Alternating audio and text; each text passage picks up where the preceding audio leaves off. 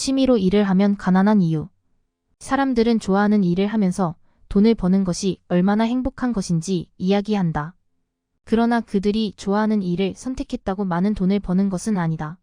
좋아하는 일을 하는데 왜 자신이 가난할까 의아해한다. 그렇다면 좋아하는 일을 하는데 왜 큰 돈을 버는 것이 어려울까?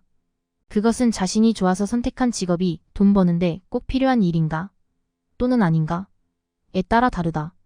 예를 들어 검사, 부장검사 출신 변호사는 로스쿨을 나와 바로 변호사가 된 사람보다 더 많은 돈을 벌 수 있다. 왜냐하면 형사사건은 많은 돈을 벌 수 있기 때문이다. 민사사건은 그렇게 급하지 않다. 하지만 형사사건은 구속이냐 아니냐로 나뉜다. 재벌 회장이 구속되느냐 안 되느냐에 따라 수임료가 결정되는 거다. 그래서 대형 로펌이 중대재해 사건으로 돈을 버는 이유는 사장의 구속 여부 때문이다. 직업 중 의사가 인기가 많은 것도 같은 이유다.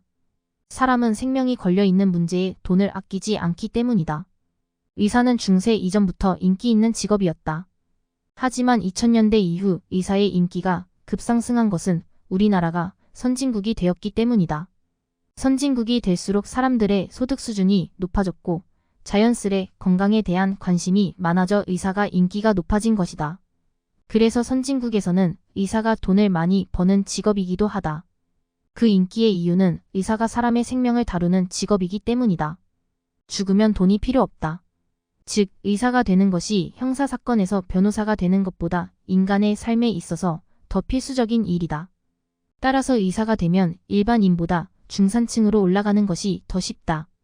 유행에 따라 인기 분야가 바뀌기도 하지만 의료 전문 분야 중 안과의사의 보수가 높다. 왜냐하면 사람들은 웬만큼 아픈 것은 참을 수 있지만 눈이 아픈 것은 절대 참을 수 없기 때문이다. 경기 침체기에 살아남을 주식은 무엇일까? 불황에 강한 주식은 식품 회사이다.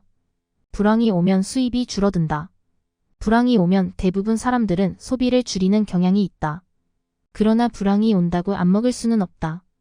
그러니 무엇을 먼저 줄일까? 꼭 필요하지 않은 소비부터 줄인다. 만약 불황이 와서 내가 직장에서 해고되었다고 가정해보자. 그래서 나는 수중에는 돈이 없다. 그래서 필요하지 않은 지출을 줄인다. 문화, 게임, 여행처럼 비필수적인 소비부터 줄이는 것이다.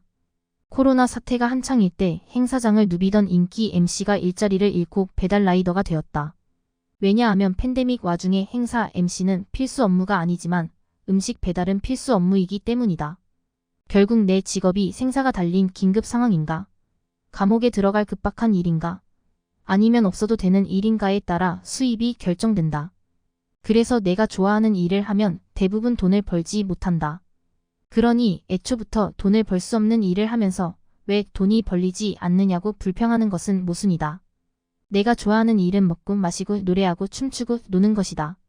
하지만 이런 종류의 일은 산업혁명 이후 레코더가 나오면서 망가졌다.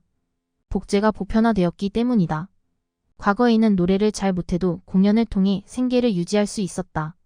하지만 복제가 보편화된 후에는 최상 2층만 돈을 벌게 되었다. 빈부격차는 더욱 커졌다. 아니, 최상 위층은 훨씬 더 부자가 되었다. 예를 들어 노래 잘하는 동네 가수의 노래보다 스마트폰으로 스트리밍 되는 인기 팝 가수의 음반을 듣는 것이 더 저렴하고 좋기 때문이다. 노래 잘하던 동네 가수는 망했지만 일반 시민들은 더 많은 문화생활을 누렸다. 따라서 재능이 뛰어나지 않더라도 좋아하는 일로 돈을 벌 수 있다고 생각하는 것은 망상이다. 그렇다면 좋아하는 일로 돈을 버는 것이 가능하다고 생각하는 이유는 무엇일까? 현실을 모르기 때문이다.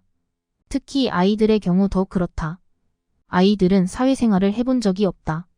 하지만 이런 부모가 많다. 아이의 의견이 중요하다. 아이의 꿈을 존중한다. 아이가 하고 싶은 일을 하게 해주겠다. 사회생활을 해본 부모가 거꾸로 사회생활을 해본 적이 없는 아이의 꿈을 존중한다고 말하는 것은 무책임한 행동이다. 부모는 자녀의 꿈을 만들어주는 것을 좋아하지 않는다. 왜냐하면 부모가 자녀의 꿈을 만들어주면 자신이 자녀의 꿈을 위해 노력을 해야 하기 때문이다. 꿈을 이루기 위한 마스터 플랜을 세우고 세부적인 계획을 세우고 자녀의 스케줄을 정리하고 엄격한 코치가 되어야 한다. 하지만 자녀의 꿈을 존중한다고 하면 자녀는 스스로 그 모든 것을 해야 한다. 따라서 자녀의 꿈을 존중한다고 말하고 아이를 방치하는 부모는 무책임한 것이다. 부모가 자녀의 꿈을 존중한다고만 말하면 자신이 계획을 세우지 않아도 되고 학원만 보내면 되고 입으로만 공부 열심히 하라고만 하면 되니 얼마나 쉬운가. 하지만 부모가 이렇게 아이들을 방치하면 자녀의 꿈은 공부 못하는 주변의 친구가 자녀의 꿈을 만들어준다. 예를 들어 우리 같이 댄서가 되자, 연기 안 해볼래? 유튜버가 놀면서도 돈 잘 번다더라 등등이다. 부모가 꿈을 만들어주지 않으면 공부를 못하는 친구가 대신 자녀의 꿈을 만들어줄 것이다. 친구가 자녀에게 꿈을 만들어주며 하는 말은 무엇일까? 좋아하는 일을 해야 즐겁게 일하면서 돈도 벌고 성공도 할 수 있다. 이것은 아이들을 흔들리게 만든다. 우리는 이런 이야기를 많이 듣는다. 게임 유튜버들은 구독자 수가 100만 명이 넘고 얼마나 수익이 큰지에 대해 이야기한다. 그러나 실제로 그렇게 돈을 많이 버는 유튜버는 100명도 채 되지 않는다. 하지만 생각해보자. 자녀는 아무리 열심히 공부를 해도 고등학교 때는 이미 늦었고 공부를 잘하는 아이를 따라잡는 것은 불가능할 것이다. 이렇게 좌절감이 몰려올 때 좋아하는 일을 해야 성공도 할 수 있다는 친구의 말은 복음처럼 들린다. 그래서 친구는 자녀에게 네가 좋아하는 노래도 하고 방송도 하고 춤도 추고 그림도 그려보라고 말한다. 자녀는 그제서야 자신이 잘하는 것, 좋아하는 것을 떠올리고 그것을 하면 성공할 수 있을 거라고 생각하고 꿈을 키운다. 그러나 자녀의 꿈을 막상 들은 부모는 자신이 했던 말 때문에 자녀의 생각에 반대하기 힘들다. 왜냐하면 부모는 평소에 입버릇처럼 자녀의 꿈을 존중한다고 말했기 때문이다. 하지만 그 꿈이 세상을 알지도 못하는 같은 반 친구가 만들어낸 꿈이라는 것을 알고 있을까? 그러니 공부를 못하는 같은 반 친구가 내 아이의 꿈을 만들어주기 전에 내가 먼저 내 아이의 꿈을 만들어줘야 한다. 그리고 부모는 최소한 사회인으로서 살아갈 수 있도록 훈련시켜야 한다. 물론 자신이 좋아하는 일을 하면 성공할 수 있다. 하지만 극소수를 제외한 대부분의 경우 성공하기는 어렵다. 연예인이 되고 싶어하는 자녀가 있을 수 있다. 그러나 연예인이 될 정도의 외모를 가졌다면 이미 10대 초반부터 유명 연예기획사의 연습생이 돼서 트레이닝을 받고 있을 것이다. 그러나 연습생 생활도 쉽지 않다. 10년을 연습생으로 지내다가 데뷔도 못한 연습생도 많고 앨범 한 장 내고 사라지는 아이돌도 많다. 하지만 내 아이는 연습생도 아니다. 내 아이는 평범하고 끼도 없다. 단지 공부보다 음악과 미술을 취미로 더 좋아하는 아이일 뿐이다. 예술이나 스포츠에서 성공하기보다는 공부를 통해 성공할 확률이 더 높다. 축구 국가대표팀의 올림픽 엔트리는 22명인데 메디컬 관련 학과나 명문대학교에 진학하는 학생 수는 매년 1만 명이 넘는다. 사람들은 무엇을 위해 살까? 사람들은 행복하기 위해 살아간다. 행복의 첫 번째 조건은 실업을 피하는 것이다. 실업을 피하기 위해서는 고용이 좋은 직업을 선택해야 한다. 그리고 보수가 좋은 직업을 가져야 한다. 그리고 그 일을 하면서 행복해야 한다. 따라서 행복의 첫 번째 조건은 공부를 잘하는 것이다. 그래야만 남들이 부러워하는 직업을 선택할 수 있다. 하지만 그렇다고 해서 반드시 행복해지는 것은 아니다. 남들이 부러워하는 직업을 갖는 것은 행복을 위한 최소한의 조건이다. 행복하려면 5가지가 필요하다. 1. 존중. 2. 관계. 3. 배움과 성장. 4. 유능. 5. 자유. 1. 존중. 돈을 버는 것도 중요하지만 전문가로서 존중을 받는 것도 중요하다. 사기꾼이 되거나 범죄를 저질러서 돈을 많이 벌 수는 있지만 존경받지 못하기 때문에 행복하지 않을 것이다. 하지만 의사, 변호사, 사업가, 투자자, 대학 교수 등과 같은 직업은 돈도 벌고 사회에서 존경받기 때문에 행복하다. 2. 관계. 주변에 나를 도와줄 친척과 친구가 많을수록 더 행복하다. 반대로 돈을 많이 벌어도 주변에 사람이 없으면 불행할 것이다. 예를 들어 승진을 했거나 자녀가 명문대에 합격했는데 아무도 축하를 안 해준다면 불행하다. 3. 배움과 성장. 아무리 돈을 많이 벌어도 배우고 성장하지 않으면 불행하다. 그래서 어떤 이는 갑자기 잘 다니던 직장을 그만두고 유학을 가거나 대학원에 진학한다. 왜냐하면 자신이 조직에서 더 이상 성장할 수 없다고 느꼈기 때문이다.